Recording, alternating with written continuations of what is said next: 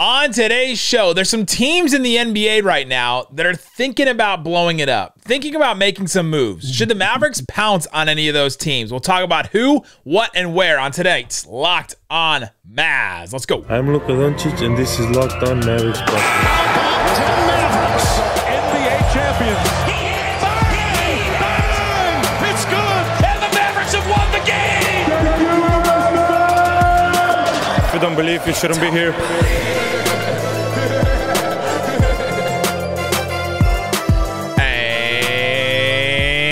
Welcome. You are locked on to the Dallas Mavericks. My name is Nick Angstadt, media member and NBA channel manager for the Locked On Podcast Network. Thanks for making Locked On Mavs your first listen every day. We are free and available on all podcast platforms, including YouTube. But the best way you can help us grow the show is to comment anything below. Let us know, who should the Mavs target in a trade? We're looking at a couple teams today that might blow it up, that may want to move some pieces around. Who's someone the Mavs should target in a trade? Joining me, as always, my co-host, writer and contributor at Mavs.com and Studio 41. What you got for me, the trade titan, Isaac Harris? Nick, I'll let you pick. Do you want to talk about your L take on 3D Avatar? or do you want to talk about the World Cup? Today's episode is brought to you by Prize Picks. First-time users can receive 100% instant deposit match up to $100 with the promo code LOCKEDON. That's prizepicks.com, promo code LOCKEDON. So I saw Way of Water, Avatar, Way of Water, the blue people Avatar, not the good Avatar. The 3D in my theater was bad, I thought. So I decided not to see it in 3D, and I went and saw it, and I liked it. It was 3 hours. That's a long movie. We got to do intermissions. We got to give me like 10 minutes in the middle of a movie that's 3 hours. Yeah, I just don't get the hype for this this Avatar in general at all. Like, I watched the first one, I thought it was cool. It looks incredible. Like, it the whole landscape, like all the creatures in it, like the actual people. It's mostly the blue people. Like, there's not many humans in it really the whole time. And so I feel like the first one came out when Brad Davis was playing. So it took this long to make Avatar 2. I think I was a junior in high school when the first one came out. I remember going to see it in theaters. But yeah, and then World Cup today. Goodness. An all-timer. That was an incredible match. I'm so glad. I invested a lot of time, watched a lot of World Cup, and it was worth it all. It was so great to see that game. Here's my a little Mavs correlation to it a little bit. And I know some of y'all are going to be like, this is dumb, don't compare the two. But it's weird in soccer when you have, like, you know, these all-time greats, and it's like, you know, they don't have like a, you know, World Cup. And when I saw, you know, Messi and them win today or yesterday, I was like, I got a little Dirk flashbacks, a little bit of like an all-time great who got it done. Finally got it done, you know, and like not when they were, you know, super young or anything. You know, obviously Dirk didn't win his title when he was 35, 36, but still, it was just I thought it was a cool moment of like solidifying a legacy. Obviously Messi is, you know, the GOAT, arguably the GOAT.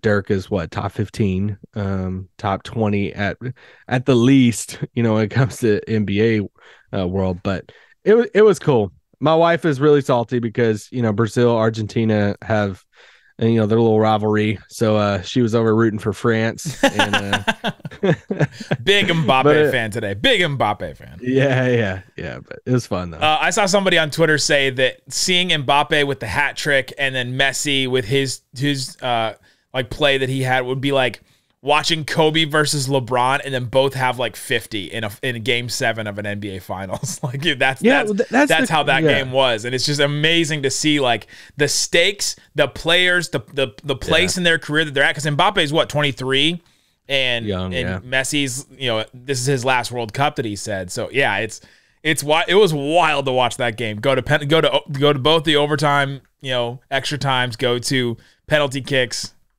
Or go to, you know, what is it? What's that at the end? PKs? Yeah, penalty kicks. Yeah, all right. Yeah. In the shootout, though, do they still call them penalty kicks? I don't know. We need to do that, except for free throws in basketball. Just no one at the line. Because they would lose. Yeah, it's like the technical free throws at the end of games. It is kind of weird. But, all right, on today's show, we've gone off the rails here.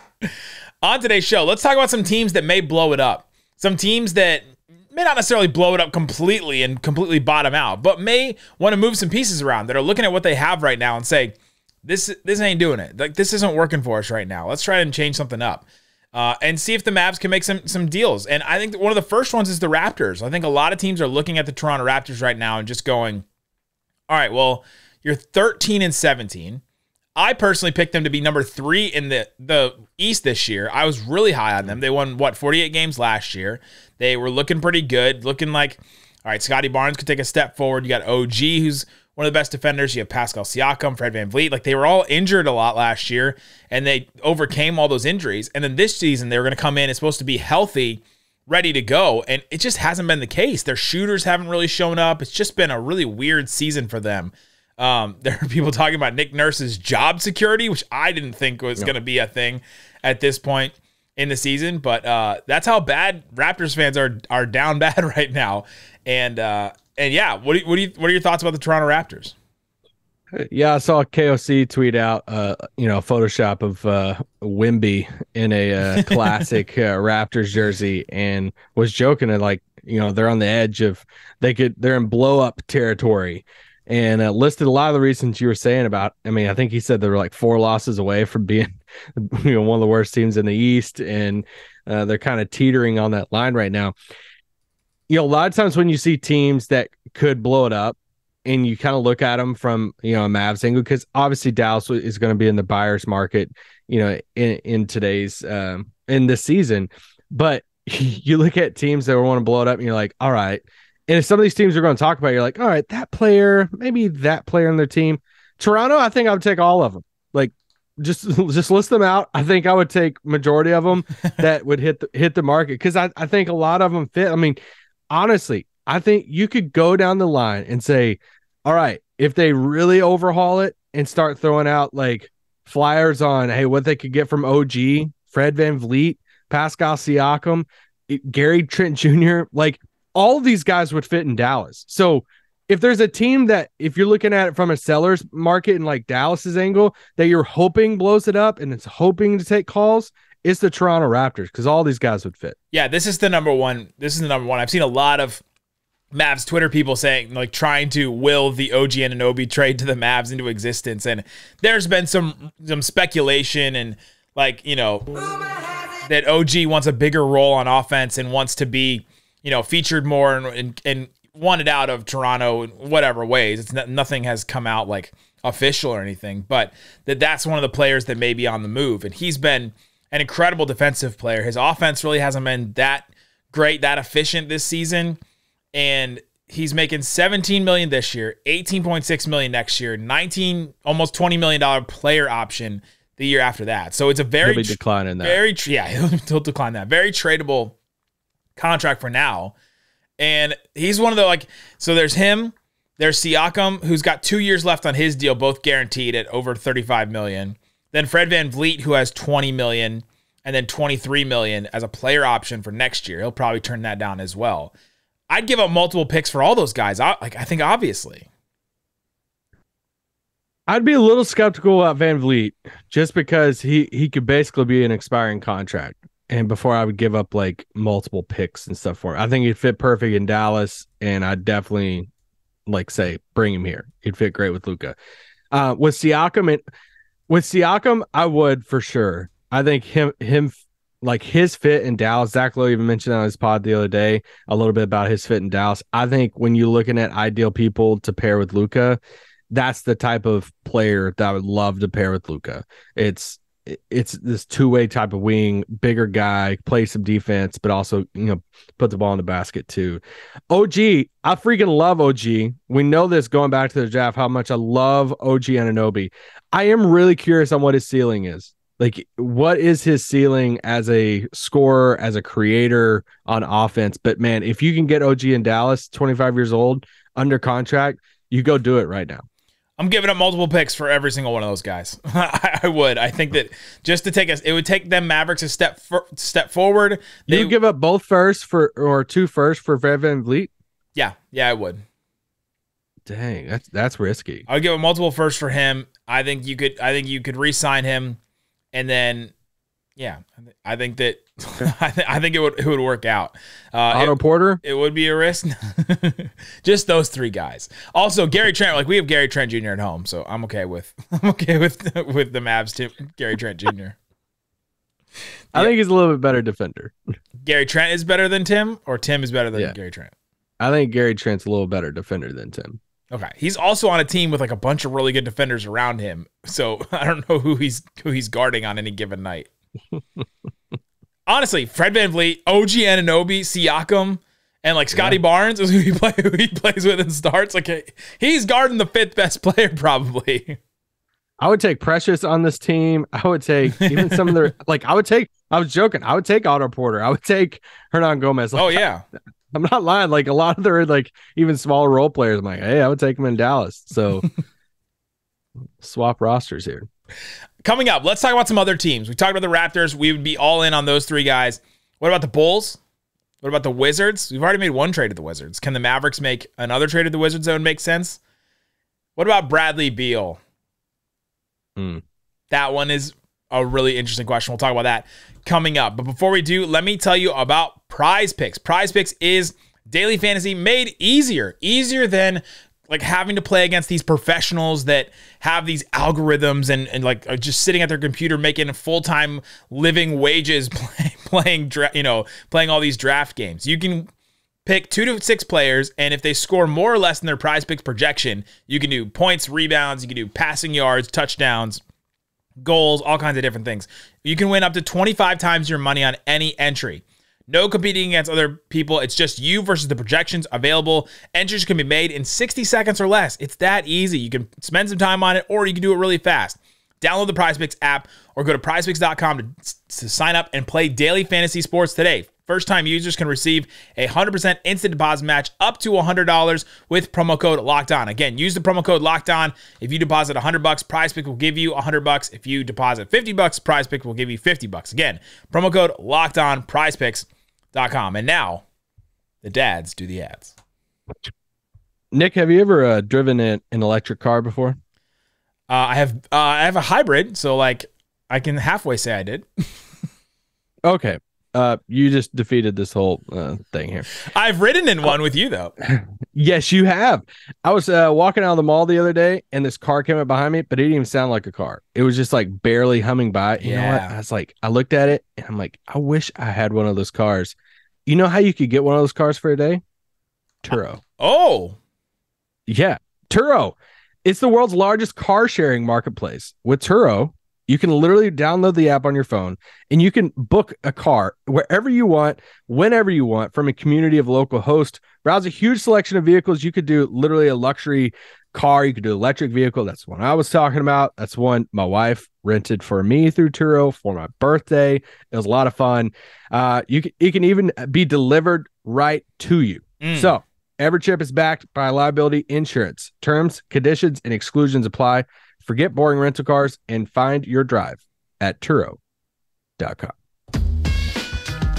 All right, Isaac Harris, let's get into some more teams that we think may blow it up, may want to make some moves, shuffle things around. Can the Mavericks get in on any of these? Should they get in on any of these and give up their only assets that they have, their first-round picks going forward? They can give up a 2027, a 2029, or if they give up the protections to the pick that they owe to the Knicks, they can have 3 first-round picks if they wanted to unprotect that 2023 pick and give up the 2025. We think they're probably going to wait until the draft this year, or around the draft or free agency this year, because then by that time, that 2023 pick will be decided probably, and they'll be able to trade 4 picks going forward. I think that's when they'll probably wait and make a big move like this. But if one comes up, you don't get to decide when these players become available, right? And so if one of these teams decides to trade these guys in mid-season, you have to be ready to pounce and say, okay, well, let's do this and have all these things ready. I can guarantee you that Nico Harrison has scenarios and things ready for certain situations like this. And you know, we were talking about Fred VanVleet a little bit ago when we were talking about Toronto. I wouldn't empty the whole chest for him, but I think of all the Raptors players, I think he's the one I'm watching the most in regards to Dallas, just because like if I'm Toronto, I'm not giving up OG. Like No. if Toronto hits the mini reset button just to like retool it a little bit, you're probably keeping OG, maybe Scotty. keeping Siakam. You look at, you're definitely keeping Scotty Barnes, but you're looking at Fred VanVleet, who's 28, who could like decline his option this summer and go elsewhere. So they could look at around the market and say, hey, somebody want to give us something in case we might lose him for nothing.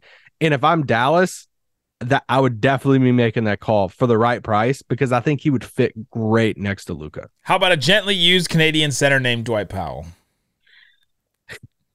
Okay, who's our next team? The Chicago Bulls. Let's talk about that team because the Chicago Bulls are even more disappointing than the Raptors, I think. They're 11-18, 7 games under 500 right now. They're not even in the play-in after being the number 1 seed in the East for a while last season. Just a wild turn of events for them. And it just doesn't seem like it's working out between LaVine, DeRozan, Vooch. Like that trio just hasn't been super great this season. And so let's talk about all 3 of those guys. Could the Bulls decide to make some kind of move? I don't think they'll completely bottom out and trade all of them, but I think that they could move some of them to get some assets or recoup some assets now in order to like do a soft rebuild around Zach LaVine probably. But let's start with that. Could DeRozan be the move that the Mavs make? He makes $27 million this year, $28 million next year, both of them guaranteed. Could DeRozan be the move that pushes them and vaults them forward? The DeRozan move would be so fascinating to me because I just don't know what the cost would be. Reminder for Chicago stuff when you're thinking about trades. Their pick next year is not their pick unless it falls within in the top 4 of the draft, which is you're probably not going to fall in the top 4 of the draft. So they're not going to tank. They don't really have that incentive to tank. So keep that in mind. But also, when you look at their team, it's like, all right, something's definitely not fitting with their team. I'm not really interested in Vooch. Sorry. I'm not. I just don't think he fits great with the team. $22 million expiring. Great.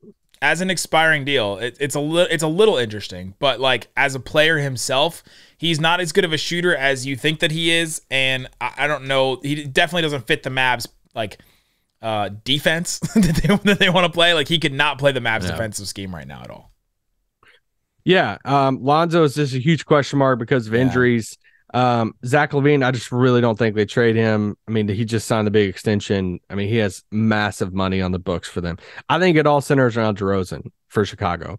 And, a good service for him if, they're not going to be very good this year, finding him a good team. I just don't. Is it bad that I'm like skeptical at giving like emptying the whole chest for him? I would want him in Dallas, and I think it would be a cool fit next to Luka. And to have another scorer in Dallas. But man, like that just scares me a little bit, just like emptying the chest, that being your second swing, because then you can't make another swing for a while with picks and all that. What if you did Christian Wood, Davis, and 2 picks? Because then you get off of Davis's money. Here's the thing. If you give up the picks, then you have to be almost locked in that you're like, man, we're confident we're going to the finals, or at least we can make a deep run in the playoffs. Or like the reason why the Lakers are talking about we're trade 2027 and 2029, like we have to give up those picks is because it's the end of LeBron's. Like you're at the end of your rope somewhere, right? You're either all right, the end of your star's career, or you're at a point where we're right there. Like we're so close. Let's just give up this. Like let's do the. I guess it's the Nuggets Aaron Gordon type trade, or it's the but these teams had their second star though. Yeah. Like Dallas would be doing this. I just go back to the Milwaukee stuff. Everybody freaked out about the offer that they gave for Drew Holiday, but they already had the number 2 next to Giannis in Middleton. So the Holiday trade was all right. Let's do this, and it won them a title. So if Dallas had a clear number 2 next to Luka right now. And you're looking at it saying, all right, we got the picks. We're going to give them up for DeRozan. I'd be much more comfortable with that then. But to give up the whole treasure chest for DeRozan, and then you're still wondering, DeRozan's under contract for just next year after that, and you give up your assets, and you're still looking around the roster saying, all right, well, who's the next guy? I think DeRozan would push him forward, though. He'd be definitely the second best scorer on the Mavericks. He'd be super consistent compared to what the Mavericks have now. He's also 33. He has 2 more years left on that deal, and so you're like, that's not definitely a long-term answer. Maybe the Mavericks don't need a definite long-term answer right now. We're also like not too far off of them not giving up very much for him at all, and so. It is kind of interesting to think that you do have to give up multiple picks for him. Now, I think you add that second pick in there in order to get off Davis Bertans' money in that specific deal that I just mentioned. But yeah, he was traded for, what was he? He traded for Aminu, Thad Young, a second-round pick, a 2025 first. There's not much. There's not much in that deal. That the Bulls gave the Spurs to get DeRozan, and I guess they recouped some of his value. But so you're out on Vooch. DeMar DeRozan's kind of that's a soft yes. Like that's one that if you could do one pick, like if you could, what if it's Wood and can they do Wood and like Bullock and one pick? See, I would entertain that, yeah. Especially with the summer coming, knowing that it's like, all right, we got to. DeRozan on expiring, you get another pick, then you have those. You still have 3 picks to give up, basically. I think I would do that. Yeah, that money wise, that works out. I think I'm not. I think that I don't know if the Bulls would do that just for one first round pick, but I don't know if they could get another one. I don't know if they can get a better deal somewhere else. That's the question that you're asking at that point. So. That's the Chicago Bulls. There's a couple more we want to talk about. Let's talk about Bradley Beal. Let's have the conversation about him because he's making $57 million like 5 years from now. Is it worth it to give up multiple picks for Bradley Beal? We'll talk about that coming up. But before we do, let me tell you about a way that you can watch more television. It's something we all want to do. We're all like, how can I watch more things and also pay for less stuff? Can I pay for less streaming services?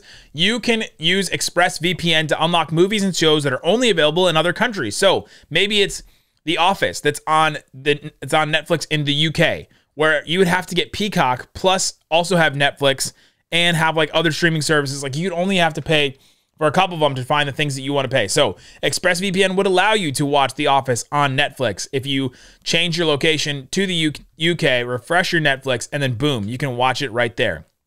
ExpressVPN lets you control where you want sites to think you are. You can choose from up to 100 different countries. Imagine all the Netflix libraries that you can go through. You can find all kinds of different stuff there. So if you want to get access to hundreds of new shows, go to expressvpn.com/lockedon right now and get an extra 3 months of ExpressVPN for free. That's expressvpn.com/lockedon. expressvpn.com/lockedon to learn more.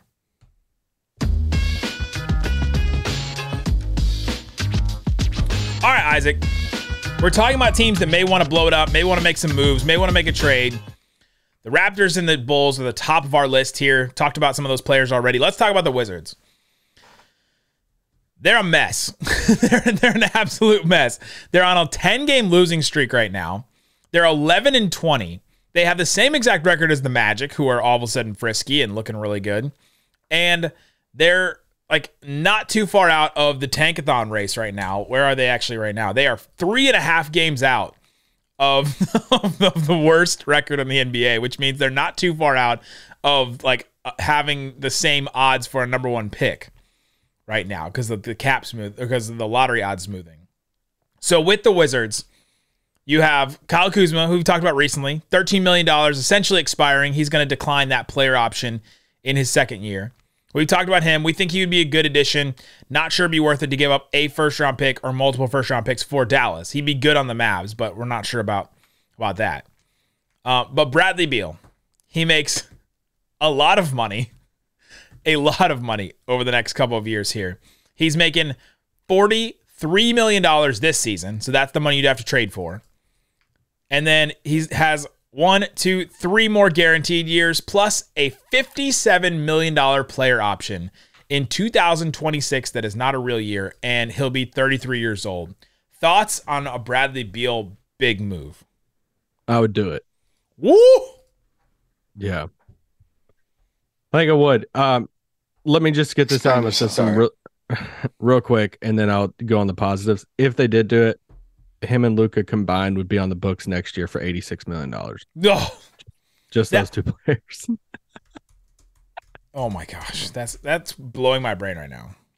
$86 million for two players. Here's the thing. He's under contract for the salary cap in 2015 was $70 million. I just wanted to point that out. That's funny. This is why I would do it. One, I don't think it would require the whole treasure chest to get him because I think because of the money, I think it would take a little bit off the trade package. Like, I don't think a Brad Beal at $43 million is going to be getting you even what Rudy Gobert got, the five firsts and swaps, or what a Durant package would get and all of that. Now, I think it would require, both your first and, your assets that you have and stuff, but I don't think it would require swaps and all that stuff. Another thing, you're locking in a guy next to Luka that we've been like the prototype of a player that you want next to Luka. This is the type of guy that we've been wanting, right? A scorer who can defend at times. Can he defend? Do we know that? Is that a thing? I said he can defend at times, but he can score. Do we know this? Do we know? I'm going to text Ed from Locked On Wizards. Hey, have you ever seen Bradley Beal play defense at a high level? A few years ago, back-to-back years, he averaged over 30 points a game. We would be locking in. It's not defense. I know. I'm focusing on the offense. Sorry. We talk about finding the number 2 next to Luka. Is it perfect? No. But when you start looking around the league, it's like, yeah, if you could pair Luka with a super young guy that is a Jaylen Brown, yes, that is perfect right there. But if you're saying Washington's calling, man, I am thinking about it really hard if I'm Nico. And I know that the contract and the money and all that stuff. But if you're telling me you could lock in Luka and Brad Beal for the next at least 3 years, and then have some surrounding pieces that you already have, do you not go into the rest of the season or into next season saying, yeah, they're one of the best teams in the league? I think you are. The thing about Bradley Beal is he solves enough of your offensive issues that the defense doesn't matter as much, right? Like, the defense matters right now, and they need defense to be as good as it is right now, and they need to have less weaknesses on defense because their offense is just Luka. Like, just Luka trying to figure things out, or just Luka and just Dinwiddie, like, trying to figure these things out on their own. With Bradley Beal, he's also kind of a playmaker, right? Like, he's averaged the last couple of years here like 5 or 6 assists per game. Like, he can make some passes, he can do some playmaking stuff. He's been the guy. They've used him at point guard in Washington because they didn't have any point guards, but they've used him at point guard before, and so he can do a lot of things. He can answer a lot of questions. It'd be a great role for him. I think he's a great like number 2, number 3 type player in a team. Instead of, he's been typecast as this number 1, and he's look at Washington's record. He's obviously not that. And so you bring him to Dallas, pair him next to Luka, he would get so many wide open threes. He would knock all those down. He's an incredible shooter that's just taken like really tough ones for years and years and years now. I mean, look at his career.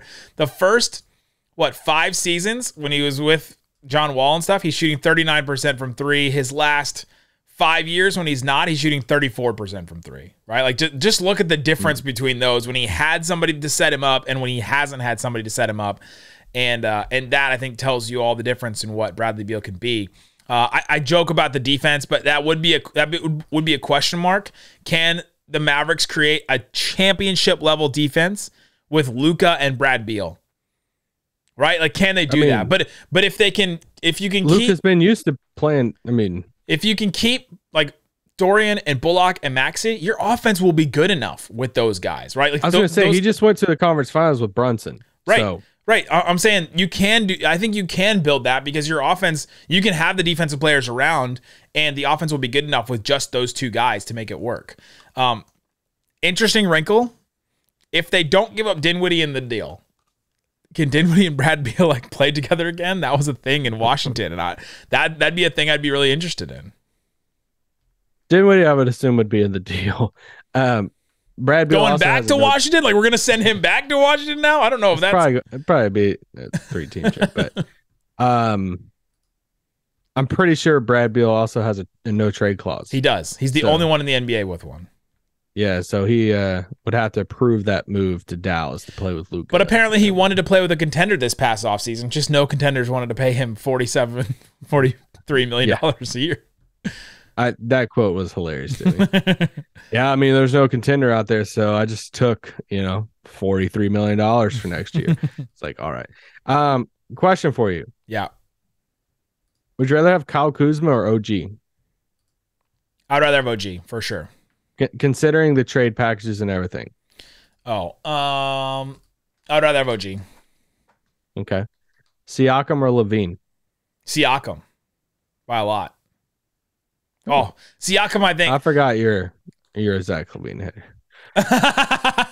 Siakam is just such a perfect fit next to Luka. Like that's just the guy that would work so well. Can I tell you a fake trade that I came up with that please do. I wanted to wait till the end of the pod for? Oh God. Another one of these teams that's been disappointing is the Timberwolves. Yeah. D'Angelo Russell makes $31 million. It's an expiring deal. Remember what we talked about with Westbrook? Uh-huh. Would you give up Bullock to give them another wing, JaVale and Bertans for D'Angelo Russell? I had to take JaVale out of that for me. Yeah. Why would they do that? They get Bullock. D'Angelo Russell's kind of been not that great of a fit, I guess. Yeah, maybe you said I don't know why they would do that. But now they're just taking on Bertans' money and JaVale's. Yeah, no. I think if they're trading Russell, you're trying to get like a floor general point guard to set everybody up, set Gobert up, set Ant up. Well, send him Kemba. Maybe they want to become more multiple like the Mavs with the Porzingis trade. Like maybe they want to do something like that. Okay. We didn't get to talk about the Warriors, but this one's random for you. Okay. Kevon Looney or Alex Caruso? Looney. I think I would take Caruso. Looney he's the perfect center for what the Mavs want to do defensively.